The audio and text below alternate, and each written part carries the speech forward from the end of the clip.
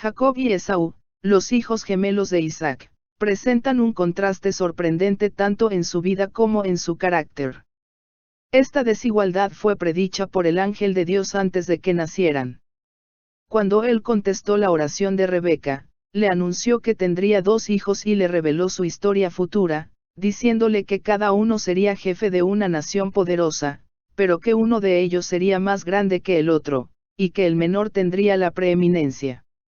Esaú se crió deleitándose en la complacencia propia y concentrando todo su interés en lo presente. Contrario a toda restricción, se deleitaba en la libertad montaraz de la caza, y desde joven eligió la vida de cazador.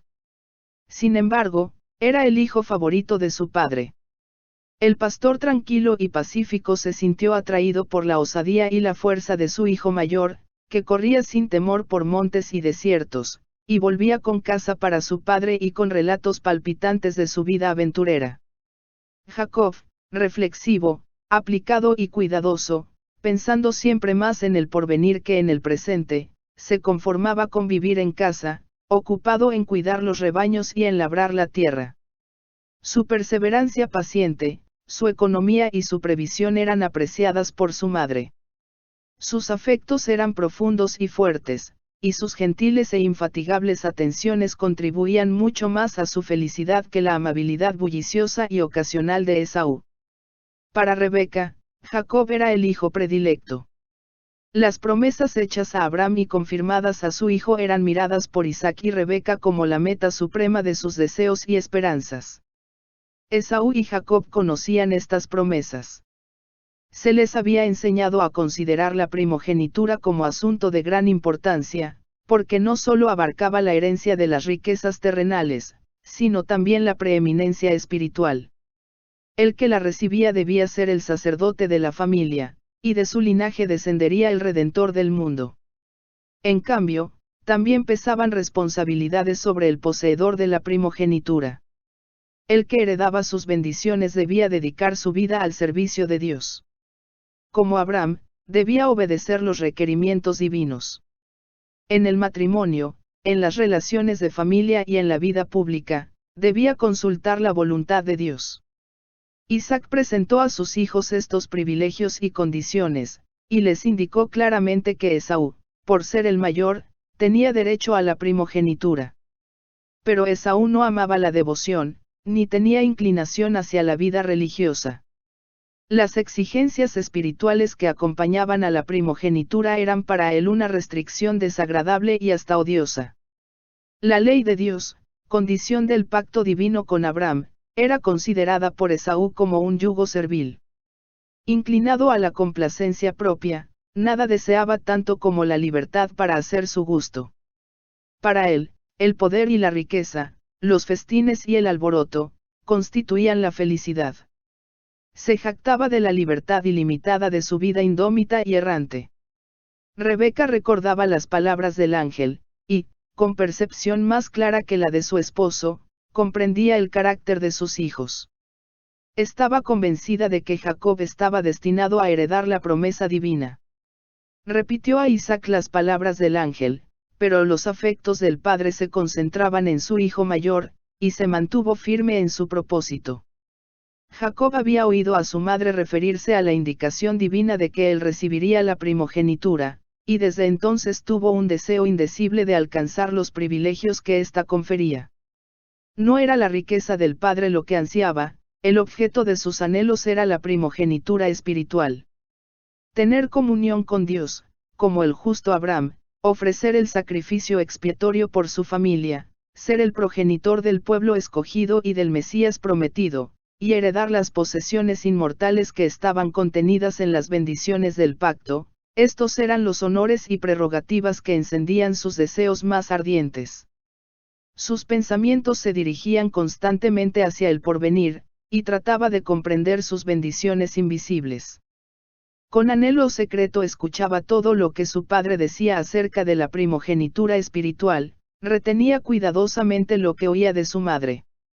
Día y noche este asunto ocupaba sus pensamientos, hasta que se convirtió en el interés absorbente de su vida. Pero aunque daba más valor a las bendiciones eternas que a las temporales, Jacob no tenía todavía un conocimiento experimental del Dios a quien adoraba. Su corazón no había sido renovado por la gracia divina. Creía que la promesa respecto a él mismo no se podría cumplir mientras Esaú poseyera la primogenitura, y constantemente estudiaba los medios de obtener la bendición que su hermano consideraba de poca importancia y que para él era tan preciosa. Cuando Esaú, al volver un día de la casa, cansado y desfallecido, le pidió a Jacob la comida que estaba preparando, este último, en quien predominaba siempre el mismo pensamiento, aprovechó la oportunidad y ofreció saciar el hambre de su hermano a cambio de la primogenitura. Me estoy muriendo, ¿para qué, pues, me servirá la primogenitura? Génesis 25, verso 32. Y por un plato de lentejas se deshizo de su primogenitura, y confirmó la transacción mediante un juramento. Unos instantes después, a lo sumo, Esaú hubiera conseguido alimento en las tiendas de su padre, pero para satisfacer el deseo del momento, despreció insensatamente la gloriosa herencia que Dios mismo había prometido a sus padres. Todo su interés se concentraba en el momento presente. Estaba dispuesto a sacrificar lo celestial por lo terreno, a cambiar un bien futuro por un placer momentáneo. Así menospreció Esaú la primogenitura. Al deshacerse de ella, tuvo un sentimiento de alivio. Ahora su camino estaba libre, podría hacer lo que se le antojara. ¿Cuántos aún hoy día, por este insensato placer, incorrectamente llamado libertad, venden su derecho a una herencia pura, inmaculada y eterna en el cielo? Sometido siempre a los estímulos exteriores y terrenales, Esaú se casó con dos mujeres de las hijas de Het, que adoraban dioses falsos, y su idolatría causaba amarga pena a Isaac y Rebeca. Esaú había violado una de las condiciones del pacto, que prohibía el matrimonio entre el pueblo escogido y los paganos, pero Isaac no vacilaba en su determinación de conferirle la primogenitura. Las razones de Rebeca, el vehemente deseo de Jacob de recibir la bendición, la indiferencia de Esaú hacia sus obligaciones, no consiguieron cambiar la resolución del padre. Pasaron los años, hasta que Isaac, anciano y ciego, y esperando morir pronto, decidió no demorar más en dar la bendición a su hijo mayor. Pero conociendo la resistencia de Rebeca y de Jacob, decidió realizar secretamente la solemne ceremonia. En conformidad con la costumbre de hacer un festín en tales ocasiones, el patriarca mandó a Esaú: sal al campo a cazarme algo. Hazme un guisado, para que yo te bendiga antes que muera. Véase Génesis 27, verso 3 y 4. Rebeca adivinó su propósito. Estaba convencida de que era contrario a lo que Dios le había revelado como su voluntad. Isaac estaba en peligro de desagradar al Señor y de excluir a su hijo menor de la posición a la cual Dios le había llamado. En vano había tratado de razonar con Isaac, por lo que decidió recurrir a un ardid. Apenas Esaú se puso en camino para cumplir su encargo, empezó Rebeca a realizar su intención. Refirió a Jacob lo que había sucedido, y lo apremió con la necesidad de actuar enseguida, para impedir que la bendición se diera definitiva e irrevocablemente a Esaú. Le aseguró que si obedecía sus instrucciones obtendría la bendición, como Dios lo había prometido. Jacob no consintió enseguida en apoyar el plan que ella propuso. La idea de engañar a su padre le causaba mucha aflicción. Le parecía que tal pecado le traería maldición en lugar de bendición. Pero sus escrúpulos fueron vencidos y procedió a hacer lo que le sugería su madre. No era su intención pronunciar una mentira directa, pero cuando estuvo ante su padre, le pareció que había ido demasiado lejos para poder retroceder, y valiéndose de un engaño obtuvo la codiciada bendición. Jacob y Rebeca triunfaron en su propósito, pero por su engaño no se granjearon más que tristeza y aflicción. Dios había declarado que Jacob debía recibir la primogenitura y si hubieran esperado con confianza hasta que Dios obrara en su favor, la promesa se habría cumplido a su debido tiempo.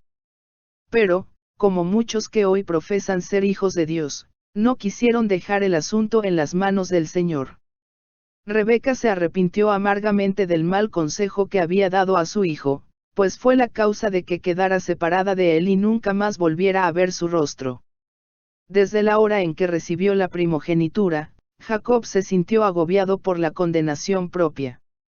Había pecado contra su padre, contra su hermano, contra su propia alma, y contra Dios. En solamente una hora se había acarreado una larga vida de arrepentimiento. Esta escena estuvo siempre presente ante él en sus años postrimeros, cuando la mala conducta de sus propios hijos oprimía su alma. Tan pronto dejó Jacob la tienda de su padre, entró Esaú. Aunque había vendido su primogenitura y confirmado el cambio con un solemne juramento, ahora estaba decidido a conseguir sus bendiciones, a pesar de las protestas de su hermano. Con la primogenitura espiritual estaba unida la temporal, que le daría el gobierno de la familia y una porción doble de las riquezas de su padre. Estas eran bendiciones que él podía valorar. Levántate ahora, siéntate y come de mi casa, para que me bendigas. Temblando de asombro y tristeza, el anciano padre se dio cuenta del engaño cometido contra él. Habían sido frustradas las caras esperanzas que había albergado durante tanto tiempo, y sintió en el alma el desengaño que había de herir a su hijo mayor. Sin embargo, se le ocurrió como un relámpago la convicción de que era la providencia de Dios la que había vencido su intención, y había realizado aquello que él había resuelto impedir.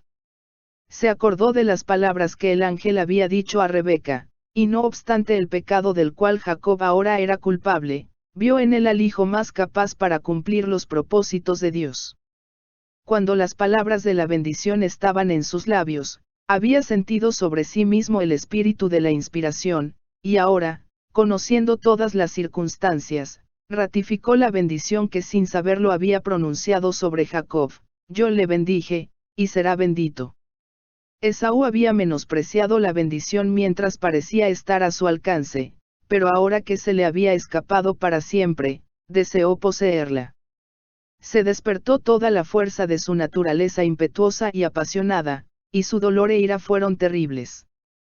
Gritó con intensa amargura: bendíceme también a mí, Padre mío. No has guardado bendición para mí. Pero la promesa dada no se había de revocar. No podía recobrar la primogenitura que había despreciado de forma tan insensata. Por una vianda, con que satisfizo momentáneamente el apetito que nunca había reprimido, vendió Esaú su herencia, y cuando comprendió su locura, ya era tarde para recobrar la bendición. No tuvo oportunidad para el arrepentimiento, aunque la procuró con lágrimas. Hebreos 12, verso 16 y 17. Esaú no quedaba privado del derecho de buscar la gracia de Dios mediante el arrepentimiento, pero no podía encontrar medios para recobrar la primogenitura. Su dolor no provenía por estar convencido de haber pecado, no deseaba reconciliarse con Dios. Se entristecía por los resultados de su pecado, no por el pecado mismo. A causa de su indiferencia hacia las bendiciones y requerimientos divinos, la Escritura llama a Esaú profano. Representa a aquellos que menosprecian la redención comprada para ellos por Cristo, y que están dispuestos a sacrificar su herencia celestial a cambio de las cosas perecederas de la tierra. Multitudes viven en el momento presente, sin preocuparse del futuro.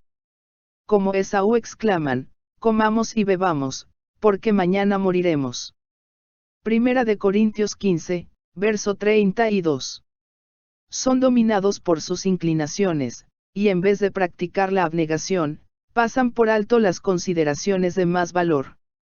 Si se trata de renunciar a una de las dos cosas, la satisfacción de un apetito depravado o las bendiciones celestiales prometidas solamente a los que practican la abnegación de sí mismos y temen a Dios, prevalecen las exigencias del apetito, y Dios y el cielo son tenidos en poco. ¿Cuántos, aun entre los que profesan ser cristianos, se aferran a goces perjudiciales para la salud que entorpecen la sensibilidad del alma? Cuando se les presenta el deber de limpiarse de toda inmundicia del espíritu y de la carne, perfeccionando la santidad en el temor de Dios, se ofenden.